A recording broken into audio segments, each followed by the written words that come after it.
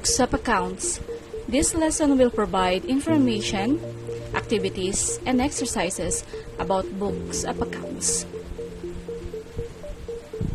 Every day, a business organization or a company are engaged in several business transactions. Some of this includes sales, purchases of equipment, purchases of inventories, payment of expenses, and many more.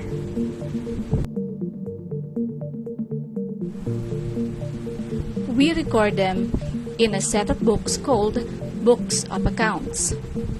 There are two major books of accounts: the journals and the ledgers. A journal is a chronological order record of all companies' transactions listed by date. It is often offered to as the book of original entry. This is because we first record the business transaction in this book. The recording of financial information into the journal is known as the process of journalizing. Ledger. This is where all accounts of a company are grouped together, showing its respective outstanding balances. It is also called the Book of Final Entry of accounting transactions. It presents the changes in specific account balances. The third general journal usually shows the transaction's date, account titles and explanations, references, respective amounts of corresponding accounts. It is either debit or credit. If you have more entries and need to use more pages, write your page number here. For our example number 1, N. Santos invested 200,000 pesos to start an auto repair business last April 1, 2021. And to record this in our general journal, write the year here, and then the month and the day. Debit will be cash 200,000 pesos. Don't forget to write the peso sign because this is the first entry in our debit column. And Santos Capital is our credit, 200,000 pesos. Don't forget the peso sign because this is the first entry for the credit column.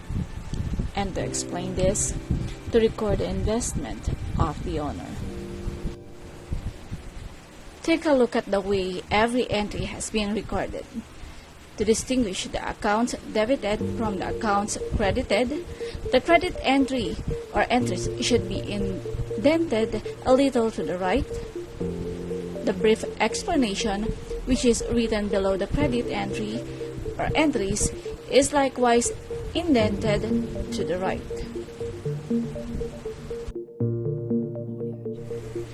Let us have another example.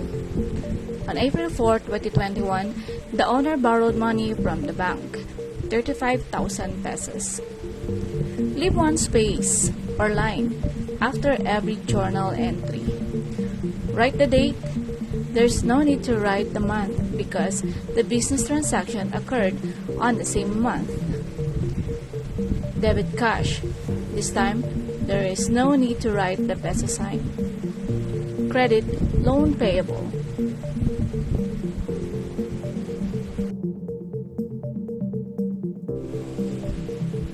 Another example is received a promissory note 4,000 pesos for repair service rendered on April 4, 2021.